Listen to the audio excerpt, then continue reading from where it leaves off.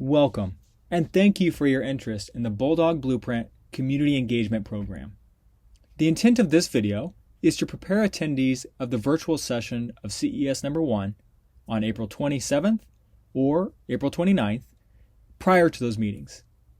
This will allow the majority of that night to be spent in small groups doing work. This information is also here as a reference for those that are attending in-person sessions and need a refresher, or anyone that cannot attend due to schedule. My name is Damian Schlitt with BLDD Architects, and I'm a member of the Mahomet-Seymour community. I will be working hand in hand with the Bulldog Blueprint Committee through our master planning program. Thank you again for your interest, and I will pass it along to Dr. Lindsey Hall, Superintendent of Schools. This master planning process is broken down into 3 distinct sections, each of which will have a dedicated video. The first video will review where we are now. In this phase, we both define our goals, assess our current conditions and constraints, and in the second phase, where we want to go, we create our vision for the future by imaging and exploring what is possible.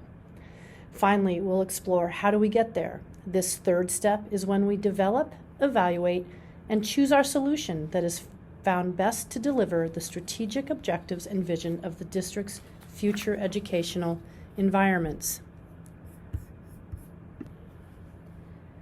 In this first phase, where we are now, this will focus on the first phase of the master planning process. We will define our strategic objectives, assess the current physical condition of our buildings, and discuss other factors that affect how we use and improve our buildings. Next, we will review where we want to go, where we define a vision for the future and imagine what is possible. We are going to explore the basis of successful future-focused learning environments. It begins with understanding of the much-needed skills to be successful in our ever-changing world. Next, we will discuss programs and opportunities that best develop and refine those skills. And lastly, how can facilities support those programs to ensure students are given the best educational opportunity? In the third section, how do we get there, is when we develop, evaluate, and choose our solution that supports the strategic objectives and vision for the district's future educational environments. We will, as a community, develop multiple facility scenarios to support the community's vision and the district's needs. We'll explore a variety of additions, renovation, and even new construction or retirement of existing buildings. We will utilize a master planning software developed by our district architects to assist in refining the solutions to find not just the most financially viable option, but also the one with the greatest positive impact on students. And ultimately, this process will allow the groups to narrow the scenarios to a single solution. Review the implementation timeline and how it may need phase to align with the district's access to funding, ultimately resulting in a recommendation to the Board of Education of the community's best plan. And now for a bit of history about the Mahomet-Seymour schools. The Mahomet-Seymour schools have a rich and deep history of schools in our community. And while there's not time to explore this history in its entirety, we're going to take a brief look back to some more recent key milestones. In 1949, our district became the Mahomet-Seymour schools. In 1954, Sangamon Elementary was built, followed later by Mahomet-Seymour High School in 1961. In 1966, construction started on Lincoln Trail and it opened in 1967. And in 1981, the new Mahomet-Seymour High School was built, and then the high school built in 1961 became the current Mahomet-Seymour Junior High. Seymour Elementary closed in 1982, and in 1988, a new north wing was added to Sangamon Elementary. Significant additions occurred at the junior high in 1995, and in 1998, a bond issue was passed to build the field house, add classrooms at the high school, and add on the 4th grade wing at Lincoln Trail. It's important to reference that there's been 23 years since the last referendum, and there was no additional capacity added to our schools between 1998 and 2011, although enrollment was growing the entire time. Again, this history is a very brief overview of the major milestones. In 2011, land was purchased by the school district on the east end of Mahomet. This resulted in the building of Middletown Prairie Elementary. Phase 1 opened in 2014, Phase 2 in 2018. In between, there were significant renovations to the high school in the library, auditorium, main commons, and foyer. And in 2017, Sangamon Elementary sold for $750,000 and closed at the end of the 17-18 school year. Middletown Prairie Elementary now houses pre-K through second grade. In the fall of 2018, the Mahomet-Seymour schools partnered with the Village of Mahomet to have a demographic study and enrollment forecast done. This was presented to the Board of Education and the Village of Mahomet Board of Trustees in January of 2019. We have just received updated forecasts going out to the year 2030. This detailed information is available on our website.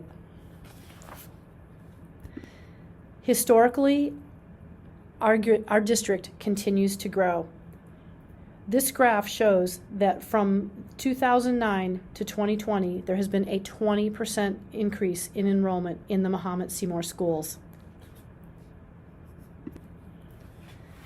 This is the enrollment forecast data going out to the year 2030. This graph shows another 11% of growth over the next 10 years. If you combine this with the growth that we've seen since 2009, it equates to an almost 33% increase in enrollment over a 2-decade window. Consistent 1% growth is average over this period and continuing for the foreseeable future. The key takeaway here is that enrollment is forecasted to continue to grow. Shifting gears a little bit to finances, we want to talk a little bit about how facilities are paid for. The key takeaway here is that there are 2 ways to pay for facilities in public schools in Illinois: property taxes and the county schools facilities sales tax.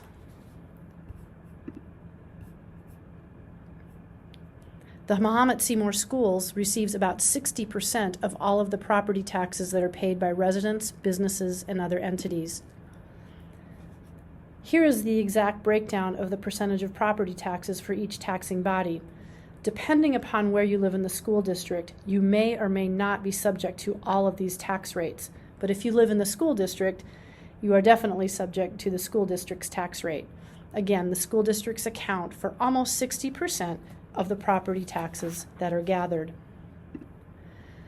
This graph is a demonstration of the historical representation of tax rates for the Mahomet-Seymour schools since 1990. You can see that it has been incredibly steady over the past 30 years. The key takeaway here is that tax rates for the Mahomet-Seymour schools have remained steady for over 30 years. This is a comparison of tax rates for Champaign County school districts. When we compare the tax rates of school districts in Champaign County, the Mahomet-Seymour schools has the second lowest tax rate. To be clear, this doesn't mean our property taxes are lower, just that the tax rate, comparatively, is the second lowest out of all school districts. Because property values tend to be higher in the Mahomet-Seymour school district, this accounts for paying higher property taxes, because property is valued higher than in other parts of the county. The key takeaway here is the Mahomet-Seymour schools has the second to lowest tax rate of all county school districts. Next, I'd like to talk about the county schools facilities sales tax. This is the second way that public schools in Illinois can pay for facilities and facilities improvements. The county schools facilities sales tax is a 1% sales tax that goes to public schools for facilities-related uses. This tax must be placed on a ballot and passed by a simple majority of voters in the county. In Champaign County, the county schools facility sales tax was passed in 2009. This is a list of all of the things that are legally permissible for the county schools facility sales tax to be spent on. As you can see, they are all related somehow to facilities. So how does the county schools facility sales tax work? The total amount of revenue generated in Champaign County from this 1% sales tax is divided up among public school districts in the county according to their enrollment as it relates to the overall enrollment in the county. So if you have a higher enrollment of students in your school district, you will get a greater amount of sales tax money. Most recently, Mahomet-Seymour has received just under $2.3 million in 2020, and we are on track to receive almost the very same amount in the year 2021.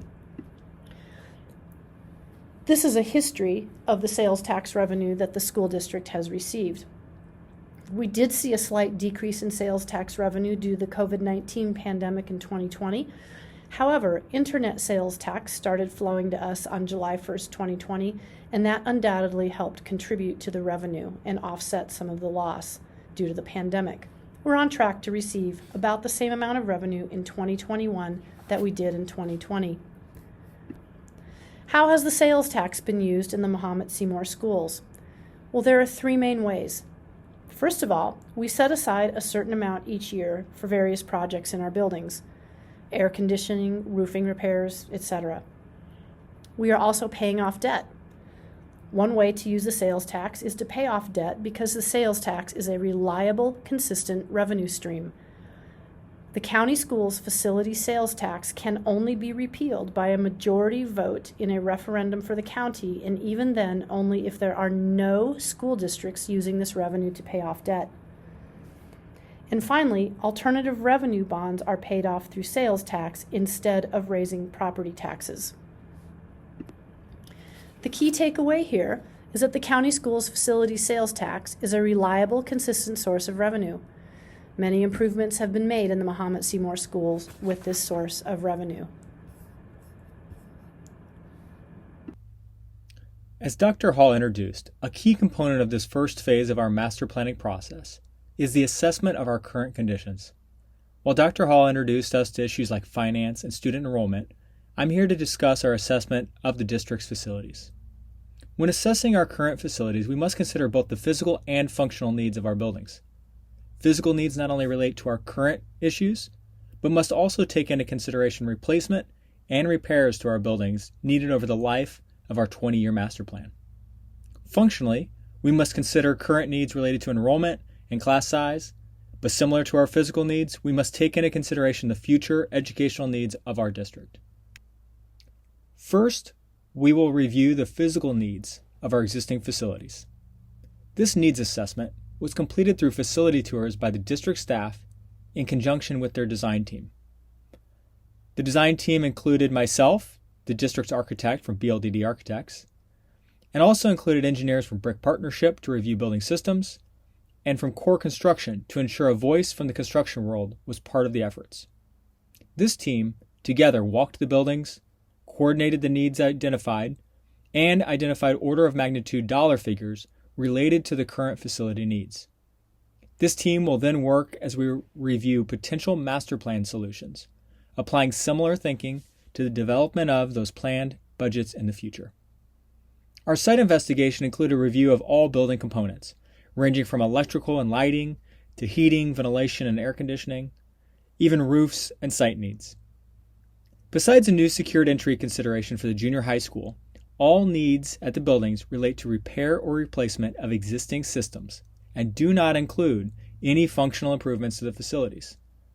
For site items, work includes necessary maintenance of existing paving, fields, and tracks, but again, no expansion or addition of additional facilities. Now, before looking at the needs at each facility, it must be stated that the facilities are very well maintained and cared for. Most of the work identified is what we would consider deferred maintenance, and that is work that has been needed but was not able to be performed due to budget constraints and the need to focus facility dollars towards housing our growing student population. At Mahomet-Seymour High School, home to grades 9 through 12, with a population nearing 1,000, the facility needs generally include updates to aging systems. Architecturally, this includes needs for replacement of flooring, ceiling, and lighting throughout. Also, upgrades to specialty spaces such as science labs, gym spaces, locker rooms, and fine arts are needed to replace out-of-date equipment. This facility has had recent upgrades to areas like the library, field house, and secured entry that have added some life to the facility. In addition to aging finishes and learning space equipment, the building is also in need of major full system replacement. This includes full HVAC system replacement, expansion of sprinkler system, and upgrades to the plumbing. Next, we have Mahomet-Seymour Junior High, home to approximately 760 6th, 7th, and 8th grade students. This facility, like the high school, has a high amount of need related to aging systems. These systems include asbestos flooring, ceilings, and lighting, and similar to the high school, equipment needs of specialty spaces, including the science labs, gym spaces, and fine arts rooms. However, it does expand to additional spaces such as the library and includes a need for new doors and hardware throughout the facility. As mentioned earlier, the physical needs for the junior high do include a functional enhancement related to relocation of the admin area and the creation of a proper secured entry. This need has been identified as a must-have item if this facility is to remain in service moving forward, and therefore is included here as a base consideration. This facility also has a need for full system replacement related to HVAC, major upgrades to plumbing and domestic water service, as well as system replacements of the electrical service to the facility. Unlike the high school, where small pieces of equipment have been upgraded along the recent renovations, there are limited, if any, existing pieces of equipment that would remain in service at the junior high. Physical needs of the junior high also expand to systems such as corridor lockers, uneven slabs in various portions of corridor floors. There are also extensive needs to the building envelope, from the roof to large swaths of exterior windows, and even large areas of exterior wall that have water damage and are in need of extensive repair. Lincoln Trail Elementary is home to 720 students in grades 3 through 5. This building has some similar needs to those outlined at the high school and junior high. Asbestos flooring, ceilings, and lighting are common needs. Equipment upgrades to specialty spaces like art, the gym, the library, and replacement of lockers throughout the facility are some key needs. Building system needs related to HVAC are somewhat tempered by recent addition of air conditioning in 2015. However, the boiler system and plumbing needs a full replacement. Lastly, while the building's envelope is relatively good shape due to some recent and ongoing masonry tuck pointing, there are several areas of windows that need replacement to eliminate the remaining single-pane window systems. Also located at the Lincoln Trail site is the transportation grounds and bus garage. This facility has been included for a full replacement. This full replacement is due to a few key reasons. First, the building has a large amount of physical needs relative to the exterior envelope, doors, lighting, and the roof. Secondly, this facility is very undersized for the number of buses that are now used by our district. And lastly, due to its location, not only does that impact the function and options to expand the transportation building, but it also negatively impacts the current and future function of Lincoln Trail. When we consider all of this work, as well as some various site improvements at Middletown Prairie related to paving and play areas, you can see that there are approximately $63.2 million in total physical needs across the district's nearly 500,000 square feet. Before we go any further, a few things must be considered. First, estimated construction costs can be highly variable, and these are figures intended to reflect the order of magnitude of work necessary to bring these current facilities up to date physically. Secondly, as mentioned previously, not all this work is considered urgent. However, it all must be considered when reviewing and developing a 20-year master plan solution. Lastly, this scope of work gives the design team and the district an understanding of current needs, the potential costs to remedy those, and ultimately a baseline against which further scenarios can be budgeted and reviewed. Now, when looking at these costs by facility, we can see that around 44% of our needs come from Mahomet-Seymour High School, and a bit over 1/3, 37%, from the junior high. However, when considering how much larger the high school is, you can see that costs based on building size, the chart at the top right, tells a much different story. Here, the needs outlined at the junior high are over $260 a square foot, nearly 2 times that of the high school, and over 2 times the needs of Lincoln Trail. When looking by components across the district, a few items do pop out. Finishes related to flooring, ceiling, etc. are the highest single category at about $14.5 million. While not the highest need individually, needs such as HVAC, electrical, plumbing, and sprinklers combine to be the highest need overall for the district at approximately $23.5 million. This is by far the biggest physical need for our district, approximately 37% of our overall. Rounding out the categories are items related to furniture, technology, equipment, and the exterior enclosure. In order to add some context to these figures, it's important to consider the replacement value of our facilities. While we are carrying approximately $63 million in total need, if we were to build our current square footage in 2021, we'd be looking at upwards of $175 million in building. With that replacement value in mind, we can look at our building needs versus replacement and see overall we're about 1/3 of our replacement cost. This translates pretty well to both the high school and Lincoln Trail. MPE is clearly an outlier of limited need, again due to recency of its construction. However, unlike the rest of the district, the junior high's physical needs are approximately 75% of its replacement value. For reference, a facility which has needs that exceed 100% replacement value is eligible for replacement through health and life safety funds. This is typically found in early 1900s facilities. These will be key considerations as we look at solutions moving forward, as the impact on students through functional improvements will be limited by the sheer amount of needs the current buildings possess. In summary, our facilities are well maintained, and the majority of our needs relate to deferred maintenance items relating to building systems. The junior high has the highest needs, both compared to size and its replacement cost. But overall, the district's needs do not include many urgent items that affect student safety and well-being. Now, typical master planning efforts might stop with this information: a comparison of building capacity versus student enrollment, building size and grades served, and first costs of construction, the cost to do the work. However, in order to enhance our community's ability to evaluate various scenarios, we will be using a tool called Clio.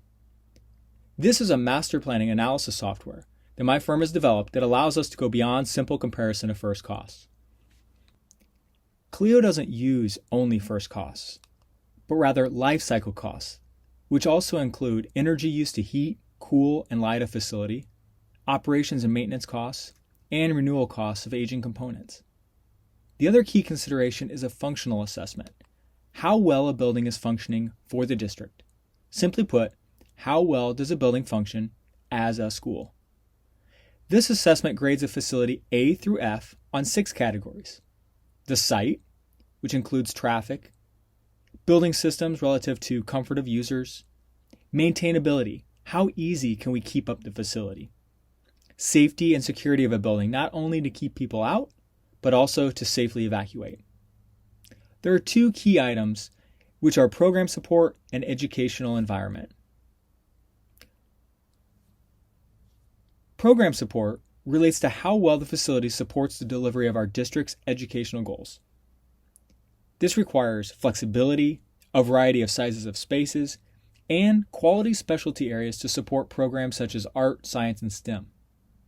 Educational environment asks if a facility feels like a warm, engaging, and exciting educational space. Simply put, is it somewhere kids want to be? So, the functional assessment is a 96-question survey. In a group including building principals, vice principals, the curriculum director, superintendent, facility director, and BLDD architects, we graded each facility relative to how the facility should function to deliver today's education and support future needs. We talked about having adequate space for instruction, if it's an appropriate learning environment, and ultimately, does it support our program delivery today and into the future? Some example questions are: does the school have a single point of entry that is easily observable from the office area and/or regularly controlled by staff members? Are entrances and walkways sheltered from sun and inclement weather? Does the school's library media center provide the appropriate space and environment? Is communication among students enhanced by large space commons or multi-purpose areas? Does the gymnasium adequately serve physical education instruction and other recreational needs of students? Are the color schemes, building materials, and decor stimulating for students? Is the design of specialized learning areas compatible with instructional needs? Are science facilities provided with sufficient space and equipment? Is the classroom furniture flexible and lend itself to large groups, small groups, or independent learning? Is the traffic flow of students aided by adequately sized foyers, corridors, and stairways? Or is exposure to natural outdoor environment readily available to students during their school day? These result in a functional grade for each building. This is comparative between all the district's facilities, and this score will act as a baseline against which future scenarios can be compared. 90 to 100 is considered excellent. It meets today's needs as a school and can easily accommodate likely future needs. A brand new building typically scores 95 to 97.5. Middletown Prairie falls into this range. 70 to 90 is considered satisfactory. Meets today's needs and with some minor investment could accommodate likely future needs. Mahomet-Seymour High School falls into this range. 50 to 70, which is considered borderline, and is also where Mahomet-Seymour Junior High and Lincoln Trail fall, mean they meet some of today's needs, but will require major investment to meet future needs. 30 to 50 is considered poor and does not meet many of your needs, and major investments would be needed to continue in service. And anything under 30 is considered inadequate and should not be used for education. Now, looking overall, our facilities fall into that satisfactory range, which I, as a Mahomet-Seymour parent, find anything but satisfactory. However, if we remove MPE, which is an outlier due to the population served, as well as the recency of its construction, you can see that our facilities fall down in that borderline category, meeting most of today's needs, but in need of major investment to meet our future needs. When looking at our facilities by category, they are all safe, which is shown by the purple bar. For those wondering how Lincoln Trail and the junior high scored so closely, the heavily weighted site category, which is dark blue, shows that site scored the worst of the four facilities. The greatest opportunities at Mahomet-Seymour Junior High and Lincoln Trail, and to some level at Mahomet-Seymour High School, relates to program support, that ability to support what teachers and students want and need to be doing educationally. In addition to that, the junior high, Lincoln Trail, and high school have varying opportunities for enhancements to overall educational environment. So now we have two pieces to our puzzle. We have our life cycle costs, what it costs to implement and operate, as well as our functional assessment. How well do our buildings work as schools? We then have comparison between scenarios of those pieces, but the real power comes from our ability to perform a cost-benefit analysis. This shows us how we, as a district and community, can get our most bang for our buck in implementation of a facility master plan. So functionally, our buildings are safe and our faculty and staff are working hard within facility constraints to deliver top-of-the-line education to the students of Mahomet-Seymour schools. Our greatest opportunities relate to program support and the educational environment. Overall, there are a variety of needs to allow our facilities to support our students' educational needs in the future. There's a saying that a great teacher, like those in our district, can teach in a barn, but just imagine what they could do in a future-focused learning environment. Thank you again for your time and interest. The Bulldog Blueprint Committee looks forward to seeing you on April 27th at 6:30 p.m. or April 29th at 11:30 a.m. Also, Session 2 of our CES program will be occurring on June 8th, with virtual options on June 9th and the 10th. Visit www.bulldogblueprint.com to RSVP for upcoming meetings and for information related to the program.